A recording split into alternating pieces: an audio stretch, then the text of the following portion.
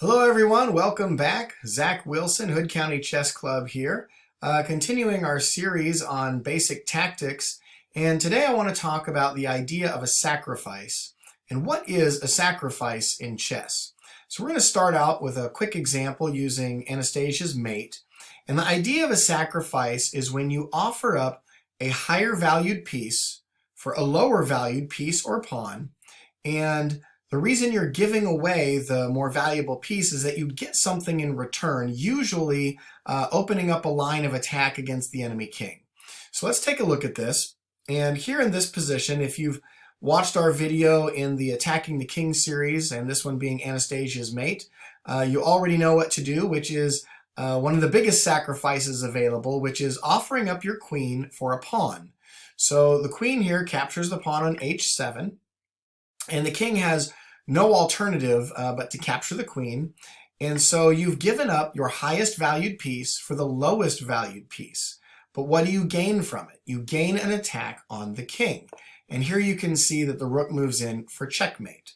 So hopefully you notice that the rook is delivering the checkmate because this knight is taking away both of the runaway squares, and this pawn is blocking the king's escape. And none of black's pieces have the ability to capture this rook down here. So that's the idea of a sacrifice. Now, some of you might not know the value of the pieces. So let's take a look at that. And I've made this cute little chart here. The idea that a pawn is worth a pawn, okay? We can call that 1 point or 1 pawn. And so the knight and the bishop are of equal value. You can see that they are each worth 3 pawns. And they are called minor pieces. And the reason they're called minor pieces is that in the end game, if all you have left on the board is the kings that oppose each other and a single knight or a single bishop, that's not enough material to force a checkmate.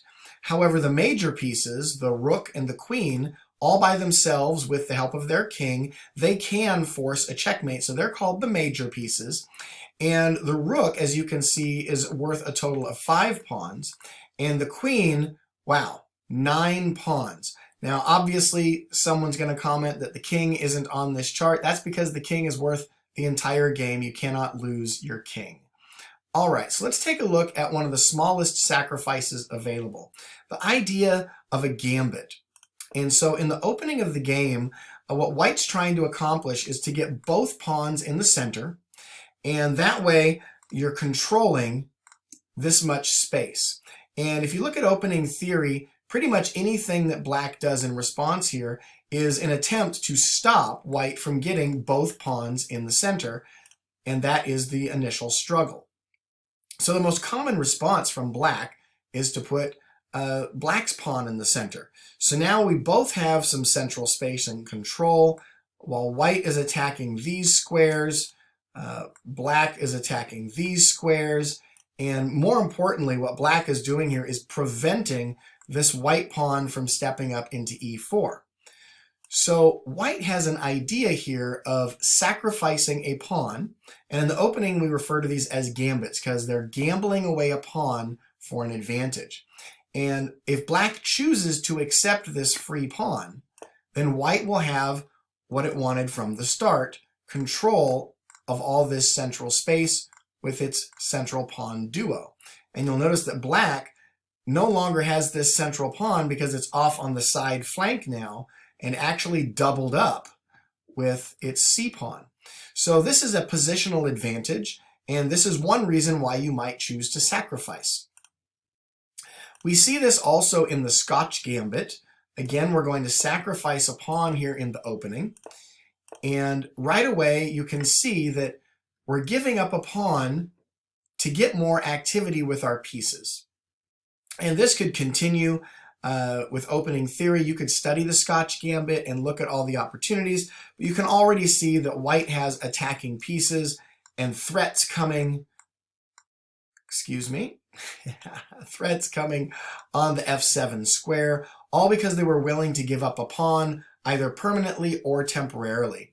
Another example here is that sometimes white will move this pawn forward and fully sacrifice that pawn, and looking at the lead and development and the opening lines. So that's kind of the idea of a sacrifice in opening theory.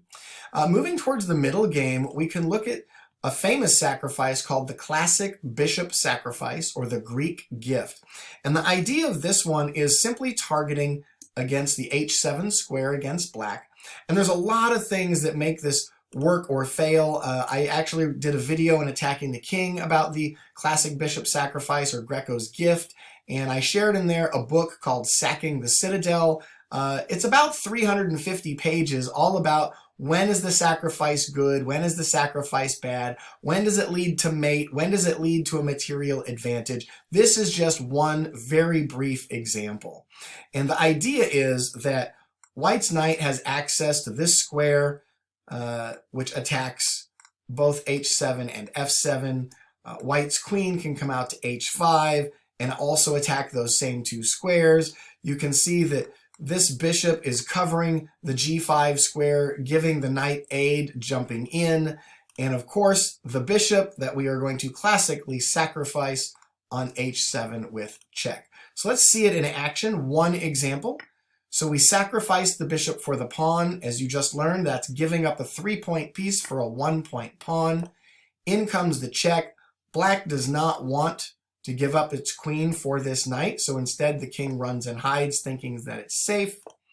In comes our queen. Both the queen and the knight are attacking both of these squares, and the threat here is simply checkmate on h7. So black makes some space. White does some maneuvering to pick up an extra pawn, then comes into h7, and then delivers the checkmate. So it does beg the question, we call it a sacrifice, but if it leads to the win of the game, are you really sacrificing anything? So before you give up a sacrifice, you do need to calculate and make sure that you're gaining some sort of advantage or some kind of compensation for giving up that material. If you like the idea of sacrifices, I encourage you to look through the games of Mikhail Tal, one of chess's greatest chess champions. He loved not just to sacrifice one piece in a game, he'd give away half his side if it led to something. So it's fun to watch him sacrifice 1, 2, sometimes 3 pieces to get the win. Very exciting chess. Another idea of a sacrifice is called a clearance sacrifice, and that's when you have a piece in the way. Let's see what we're talking about here.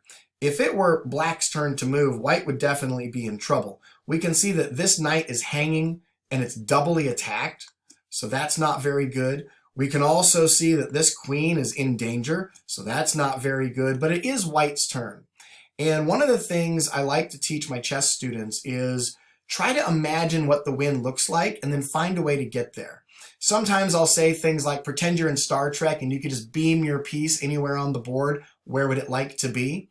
And if we envision that, what I want you to notice is that the king is stuck in the corner. Okay. The knight is covering the g7 square. And if this queen could teleport or beam down like Star Trek onto this g7 square protected by the knight, that would be checkmate. But how do we get there? The problem is the rook is in the way. If the rook wasn't there, it would be very simple. Just move our queen in, g7 checkmate.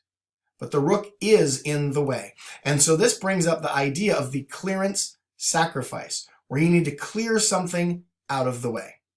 So the clearance is pretty simple. We move the rook off of g7 with check because it's forcing.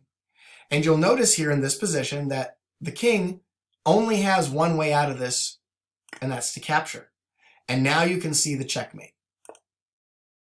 So if we back that up, the problem here was that we had a piece in the way, and we needed to clear the way. So it's called a clearance sacrifice, and we win the game. Okay, so let's look at it in a couple of mating patterns. A lot of famous mating patterns use a sacrifice for a win. I really like this one. We did show this in the Attacking the King series. There is a video on Legal's mate, along with a few others. And here, instead of sacrificing a piece to clear the way, we sacrifice a piece more like a decoy to move our pieces. What I want you to notice here is that the bishop is pinning the knight to the queen. And so what white says is, I don't need that queen if I can get your king.